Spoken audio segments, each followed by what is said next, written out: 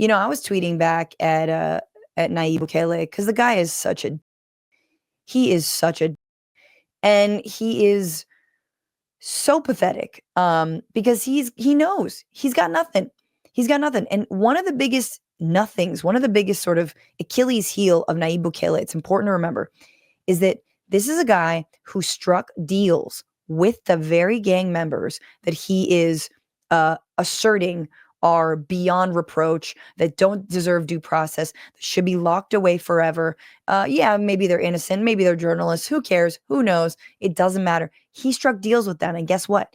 It's very unpopular in El Salvador to be seen striking deals with gangs. Now, I have thoughts on decriminalization. I have thoughts on, actually, working with, basically not having just like either like a mano duro, like completely like iron fist versus complete, legalization. Like I do think some deals have to be struck, but I'm telling you, in El Salvador, it is very, very frowned upon to have been seen striking deals with the very gangs that are terrorizing people's communities. And Nayib Bukele did that. This is from last year. Or no, excuse me, this is from 2021. U.S. Treasury says El Salvador government negotiated with gangs. Salvadoran President Nayib Bukele's government secretly negotiated a truce with the leaders of the country's powerful street gangs. The U.S. Treasury charged Wednesday, contradicting Bukele's denials and raising tensions between the two nations. This is obviously when Biden was in power. The U.S. alleges Bukele's government bought the gang support with financial benefits and privileges for their imprisoned leaders, including prostitutes and cell phones. Cool. But the journalists who get detained, no, they don't get any of that. The explosive accusation cuts to the heart of one of Bukele's most highly touted successes in office, a plunge in the country's homicide rate. He did not immediately respond to a request for comment, but the president responded sarcastically via Twitter. Cell phones and prostitutes in prison? Money to those gangs? When did that happen? Did they even check the date? How can they put out such an obvious lie without anyone questioning them? Bukele vehemently denied the accusation when it was reported in 2020 by the local news site El Faro. And on Wednesday, he alluded to the gang truce negotiated by a previous administration for which several former employees are being prosecuted. So his own in fact, the reason it matters, if I'm remembering correctly, is that he banked his campaign in part on the fact that previous administrations had also negotiated truces between and with the gangs, right? And he was saying he would never do that. And that's in part what gave him so much popularity. And lo and behold, it's what he did. So it's similar to what happened in Brazil between Bolsonaro, Dilma Rousseff, and the whole like Lave Jato or whatever, like all of that corruption case where all of the people who were slinging the arrows were also doing the same corruption, and you had Lula da Silva imprisoned over it, and Dilma ousted over it. And it turns out actually the people who accused them of doing it were also doing the same kinds of corruption. So it's very, very similar. And it's an interesting tactic. And almost you can see the way Trump is doing it. Oh, you're weaponizing the justice system when he says to Biden. And then he, of course, does it. The U.S. Treasury announcement came as it designated 2 officials from Bukele's government for financial sanctions. In 2020, Bukele's administration provided financial incentives to Salvadoran gangs and Barrio 18 to ensure that incidents of gang violence and the number of confirmed homicides remain low. Over the course of these negotiations with Lula and Marroquin, gang leadership also agreed to provide political support to the Nuevas Ideas political party in upcoming elections. Jesus Christ. Bukele's New Ideas party won legislative elections earlier in the year in a landslide in 2021, giving it control of El Salvador's Congress. The 2 officials who negotiated directly with the gang leaders were Osiris Luna Meza and Vice Minister of Justice and Public Security, and Carlos Amilcar Marroquin Chica, chairman of the Social Fabric Reconstruction Unit. The announcement comes as a number of former officials from previous administrations are being prosecuted for negotiating a similar pact with the gangs. The guy is just as corrupt, just as, guilty, just as much of a hypocrite as we imagined he was. Speaking of El Faro, which is the original El Salvadoran newspaper that reported this. This is an interview that Mother Jones did recently. Excellent interview. In fact, if you guys don't listen to the Reveal podcast, may I just suggest you all listen to Reveal's podcast. It's excellent. It's great, no matter what the issue. So this is an interview with one of the journalists there, and they ask, it wasn't just Venezuelans who were deported to El Salvador on March 15th and ended up in CECOT. Who else was on those planes? And they write, as far as we know, there are at least 4 different categories of people who came in those first 3 flights. 1 Venezuelan suspected of belonging to Tren de Aragua crime organization. 2 Venezuelan undocumented migrants, completely unrelated to this criminal organization. You could put Andres, the hairdresser, in that category. 3 Salvadoran undocumented migrants. You could put Kilmar in that category. 4 Salvadoran members of the MS-13 gang.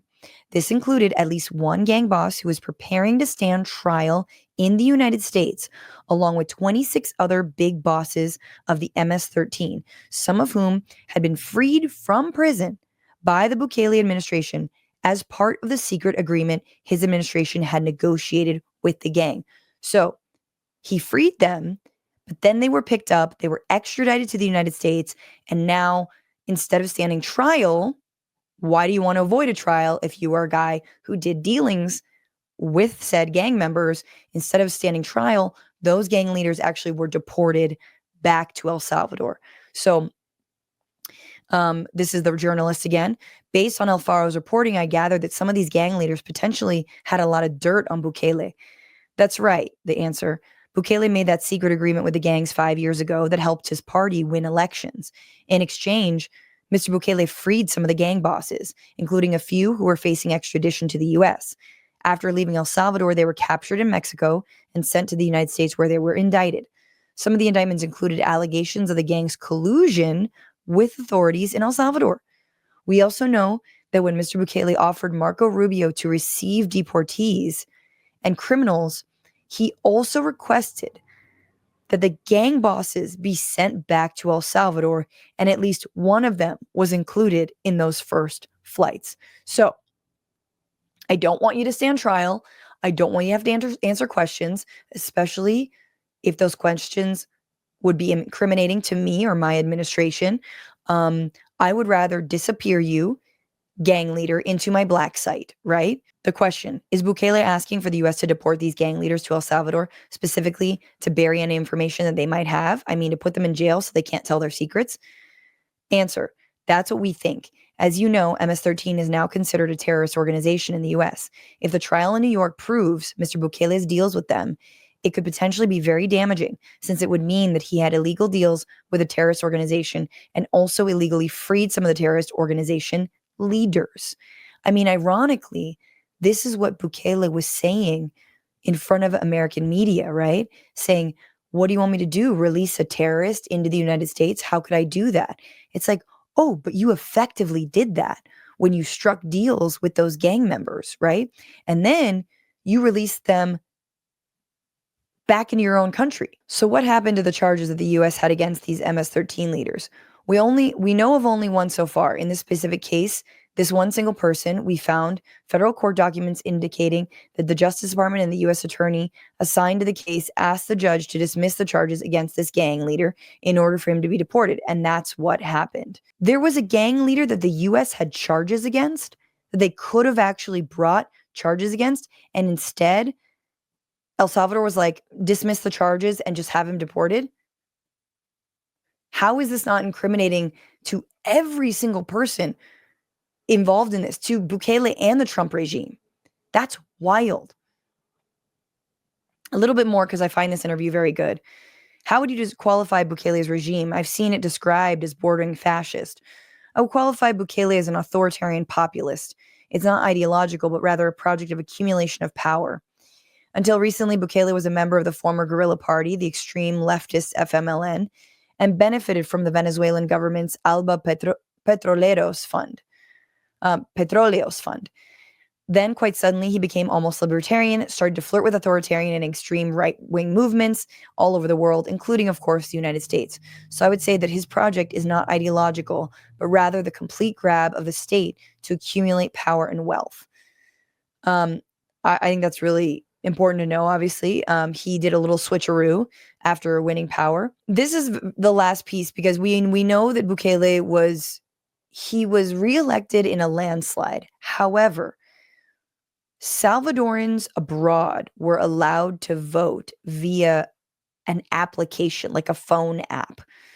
And apparently there was reporting of tampering with that app to make it look basically to ballot stuff.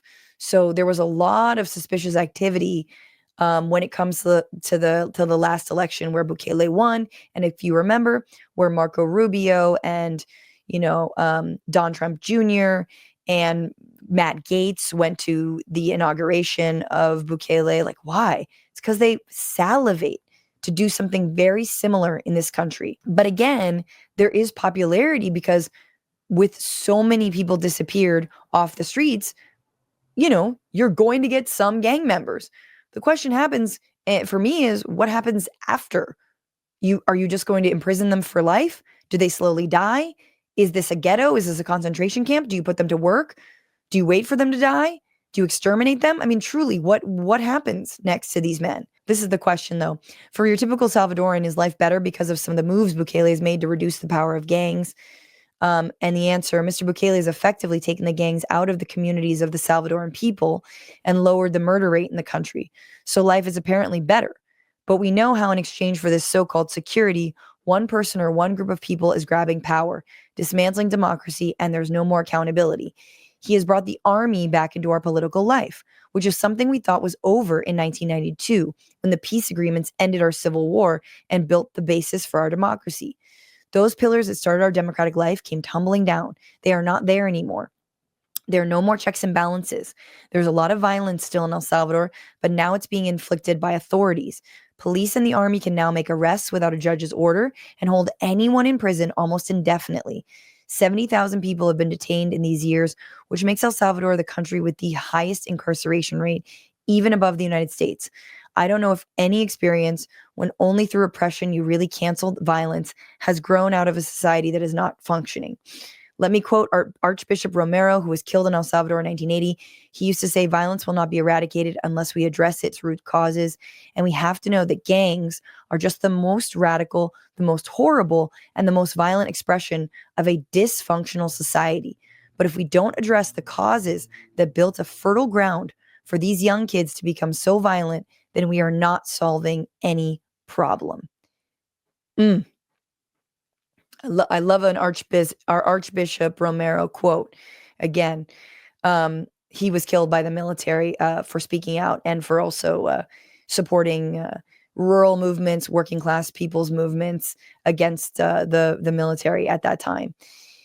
So, I think that backstory is fascinating. So the guy straight up organized releases of people who could rat him out, like a mafia boss, right? That's what he did. What's going on, Frantifa? If you haven't already, subscribe to this channel right now. Hit that button. And also, you can become a patron and support the show every single week. Get access to bonus episodes and exclusive merchandise. Patreon.com/Bitchuation Room. Do it.